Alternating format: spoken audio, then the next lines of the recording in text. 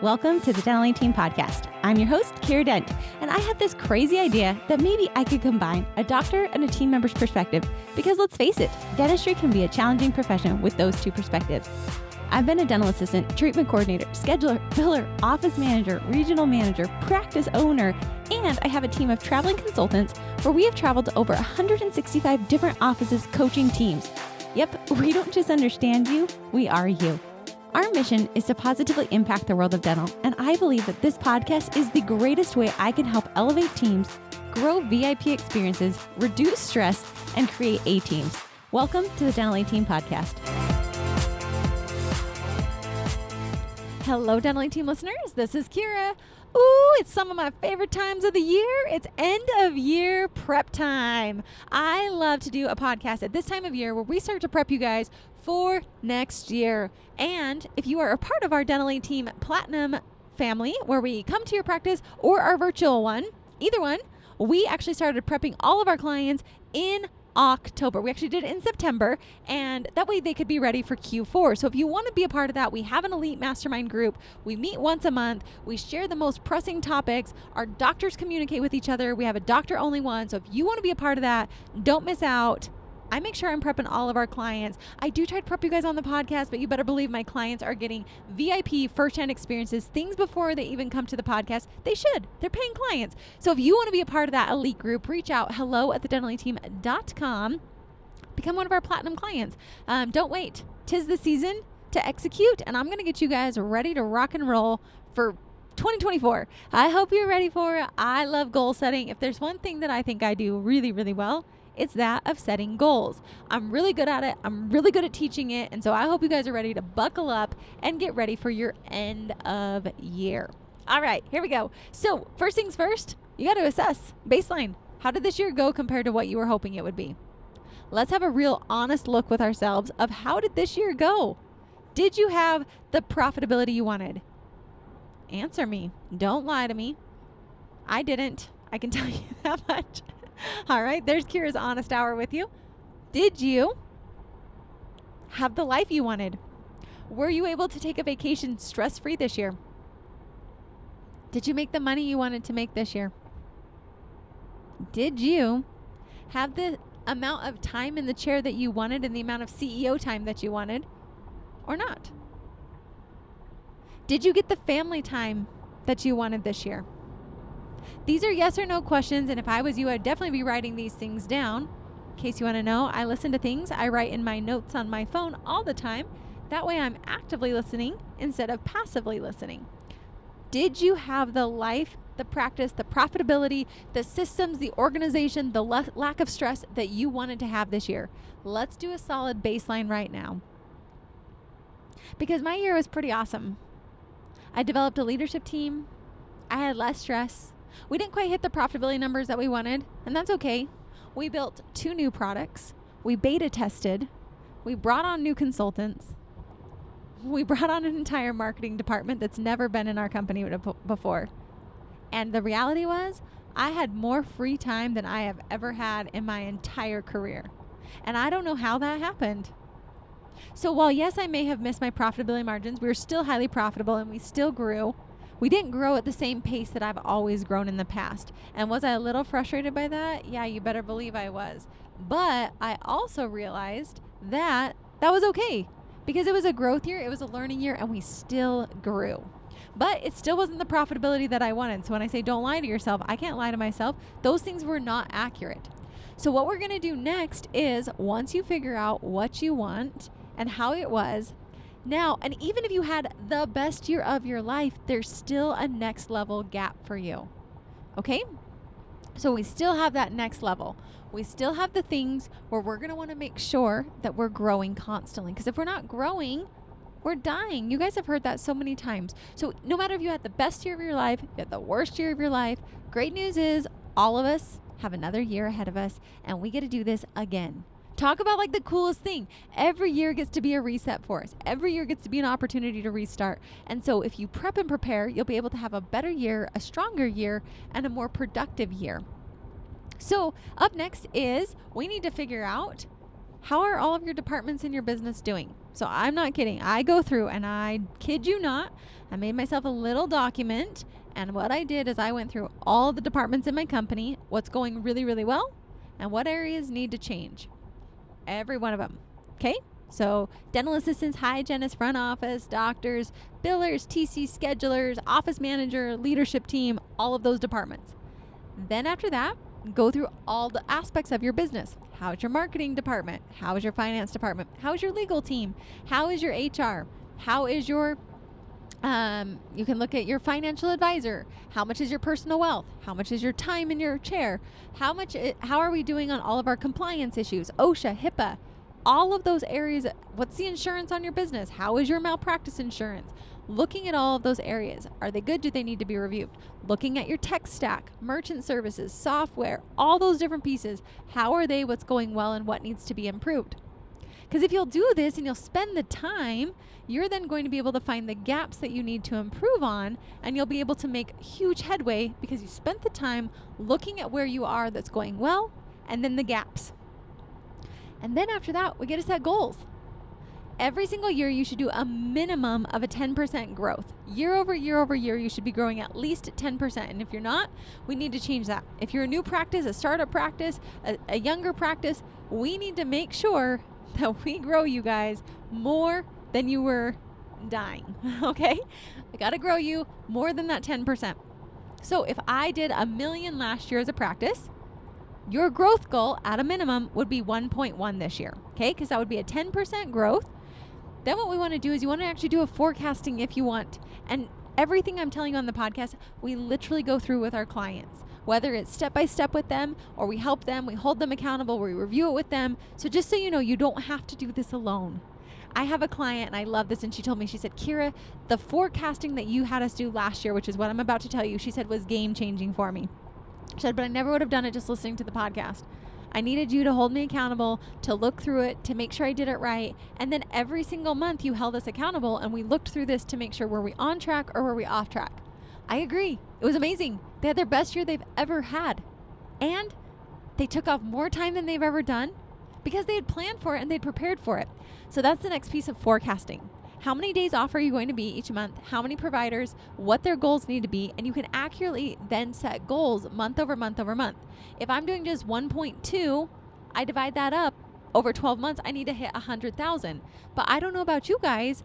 Do you have a Sucktember, or was it a slam dunk September? Kudos to my office who coined Slam Dunk September, giving you a shout out. They said, we're not going to have Sucktember. Watch this, Kiera. We're going to have Slam Dunk September. Had one of their highest months. A doctor broke their records because they were committed to not having a Sucktember. So if you know this, one, you can plan for it and prepare for it, but just setting arbitrary goals of just 100,000 a month just because we have 12 months is a really shoddy way to do this, and it's probably not going to get you the results you're looking for as easily as if you plan, prepare. Also, those doctors who want to take time off and you want to have vacations, plan for it now. I will tell you as an office manager, the best thing you can do, the greatest gift you can ever give any of us is the gift of giving me your schedule early and not changing it, because then I don't have to move as many patients. We can plan team vacations at the exact same time, so lower payroll costs, better planning for patients, and I can schedule better and make sure we hit goal because I know proactively when you're going to be gone. So yes, does that take planning and requirements? Of course it does. But if you will do this, you will actually have a better schedule, more predictable production. You'll know when you'll have a down month, and you can plan for it with costs in the business and productivity. So for that, I want you guys to forecast it out if you want. Like I said, we help our clients with this. So if that's something of interest, email me hello@thedentalyteam.com. So then you're going to figure out what exactly is your annual goal. You might realize you're taking too much vacation and you're not hitting at least that 10% growth. So we might need to do a couple of things. One, you could add in more days. Two, we can actually add in more procedures. How can we make our days more productive? Three, we could add providers. Or four, come up with a myriad of other things. But those are just some quick pieces. So you've got to make sure where you want to go, your schedule, the days you're there, and that hourly production you're doing will actually meet the goals you're looking for. So maybe you need to add some CE in there. Maybe we need to add another doctor. Also, if you're planning to hire another doctor or another hygienist, be sure to forecast that in so you know when they're coming in, because the goals will change for the practice when we get new providers in as well. So now you know, all right, number one, what's my baseline? How did I do this year compared to where I wanted to be? Number two, you reviewed every aspect of the business. You've gone through every department, what's going well, what needs to improve. We've gone through the entire aspect of the entire company. Yes, this also means I print my P&Ls and go line item by line item by line item to see where do I need to change, where do I need to improve. Then we forecast. We look to see what needs to happen, literally forecasting to see what months, what providers, how much do I need to do, what do we need to produce, and making sure it's at least that 10% annual growth year over year. Or if you're in massive growth mode, 20 to 30 to 40% is totally normal and very doable, especially startup doctors. DSOs, large group practices, don't be afraid to put those goals out there. There are lots of ways you can do it. I have a practice. They produce about, they do about 2 million with their practices per month. So you can put that together, about 24 million.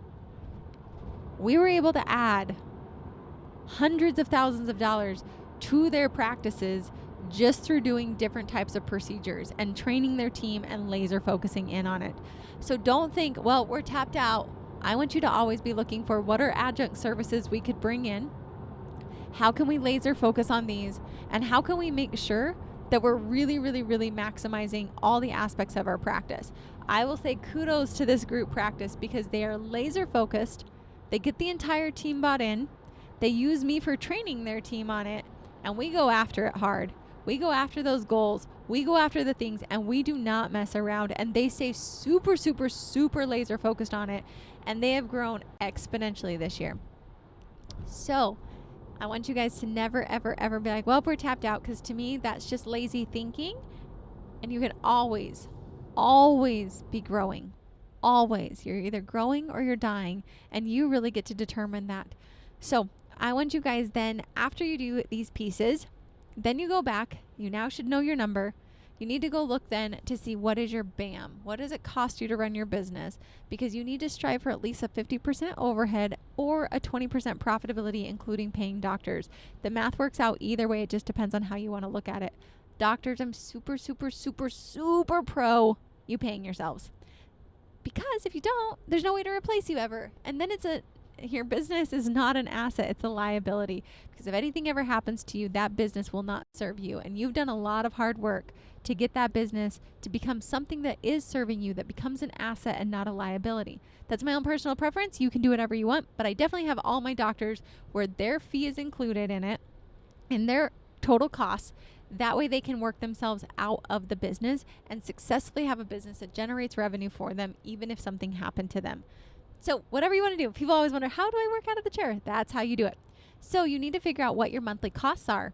If you're not at a 50% or a 20% profit, we got to go back and rework that forecast. We've got to go rework the numbers to where it really will be a profitable business and you have a low overhead and a high profit margin.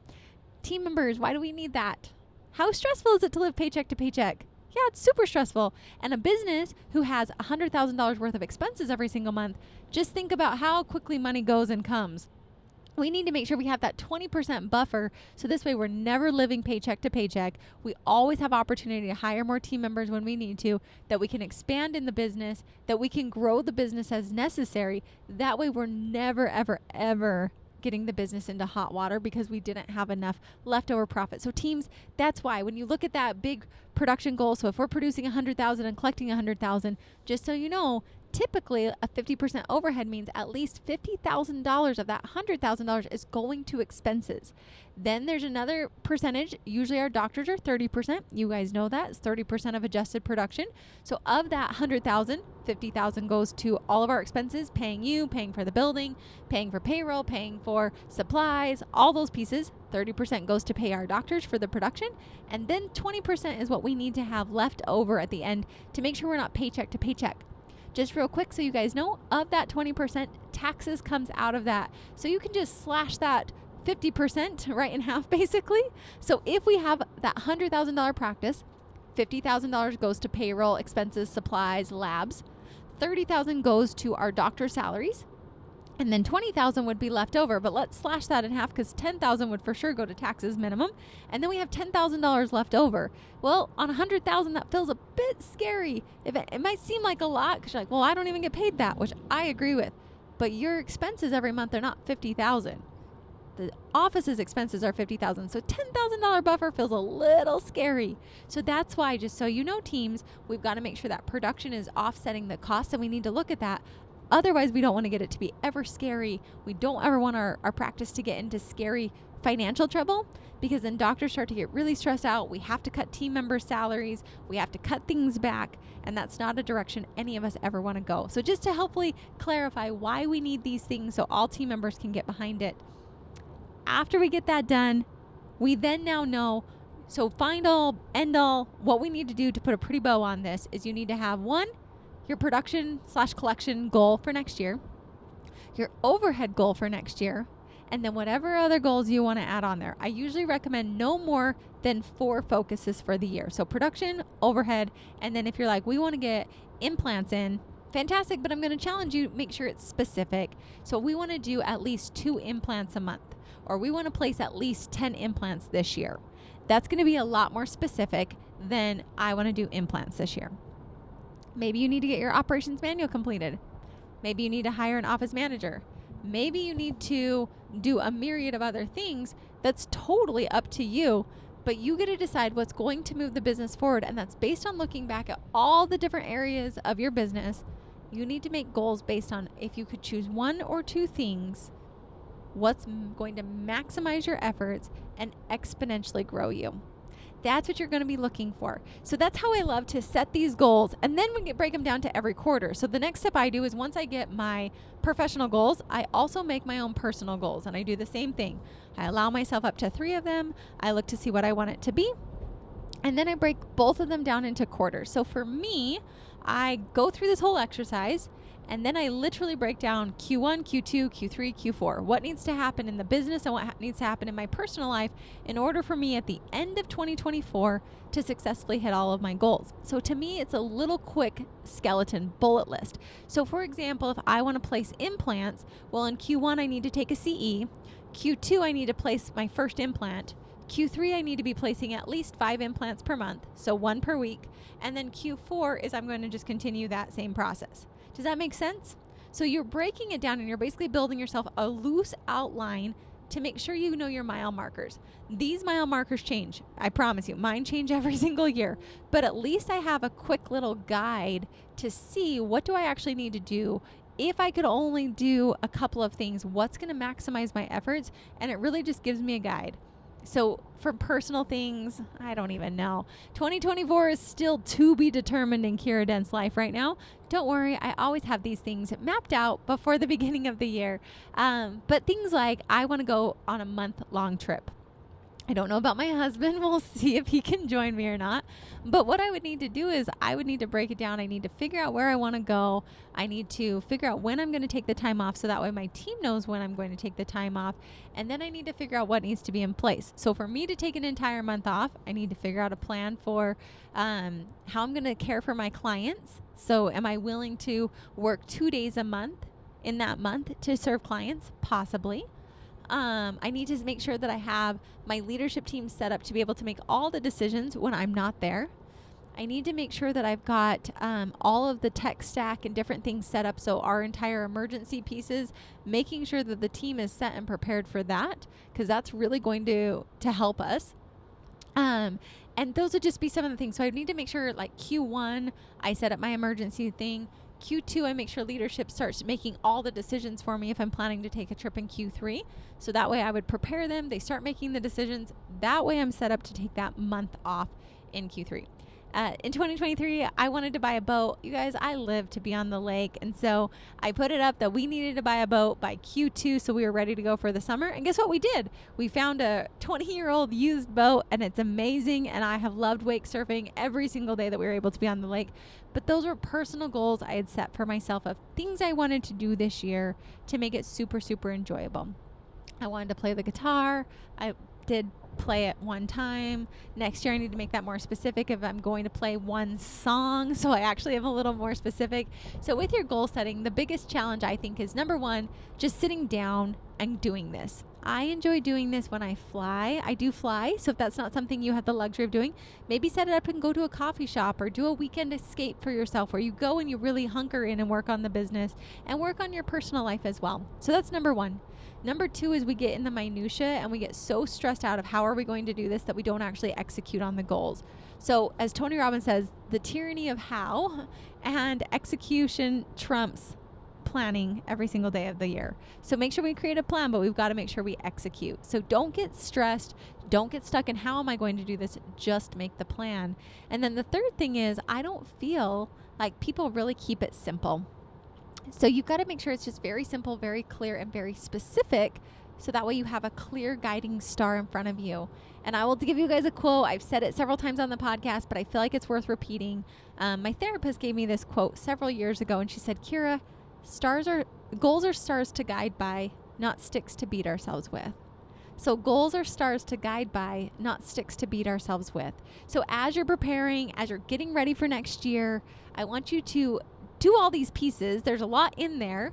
And make sure you have clear, specific goals. And the last final little bow on this is pick your word for yourself for this next year. What is the word that's going to embody it? For me, for 2024, the word is decisive. I feel like I'm sometimes very, very lackluster and I don't stick with a decision. So it's decisive is my word for 2024. For our company word, last year was ownership, and this year I want to change it to execution. And I'm going to put execution of ownership because I want people to take their ownership, but they really need to make sure they're executing consistently. So that's going to be our word. Who knows? I could have picked the wrong word, but those are the ones that I feel. So choose a word for you. And if you want, I've done it for my company and I really enjoyed it. Last year's word was ownership. This year it's going to be on execution. And you guys, if you want, like, I'm going to give you like 3.0 status.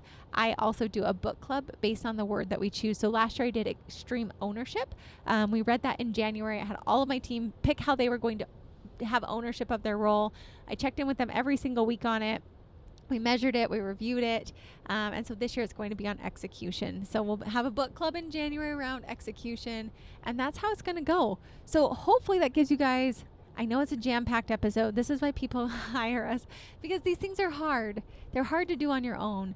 These things I've made up over the years of coaching tons of clients, of being coached myself, and really, really prioritizing. I don't think I'm perfect at this, but I do think we have a lot of help to hold you accountable, to give you that roadmap, to really figure out where do you really want to go in the next 1 year, 3 years, 10 years, hold you accountable, check in with you every quarter, make sure you have those quarterly sprints every single month. Every single quarter, and then every month we're just making sure we're moving you closer to that while dealing with the fires that happen day in and day out. So if you're like, I know I need help, I haven't done it, my year hasn't been the year I want it to be, stop waiting.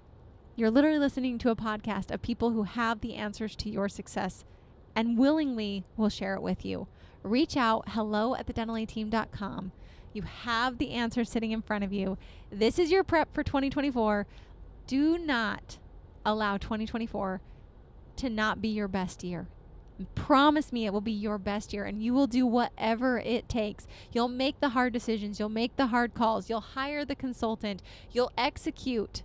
It's terrifying. Hiring a coach is absolutely terrifying. You have to have the most amount of humility, I think, to admit that you need help, and then the courage to make the call, and then the courage to execute and follow through. But I promise you, I have had nobody that I have let fail. Every office that works with us, our fee is covered. I guarantee it. Your stress is less, and you will be happier. We have raving fan clients, and I can't wait to have you be our next one. So reach out, hello@thedentallyteam.com, or go to our website, thedentallyteam.com, and click book a call. Cheers to 2024. You are ultimately the driver of your success. So whether you are successful or failing, it's you. You just have to be willing to make the decisions necessary to have a different life. And as always, thanks for listening, guys. I'll catch you next time on the Dental Team Podcast. And that wraps it up for another episode of the Dental Team Podcast. Thank you so much for listening, and we'll talk to you next time.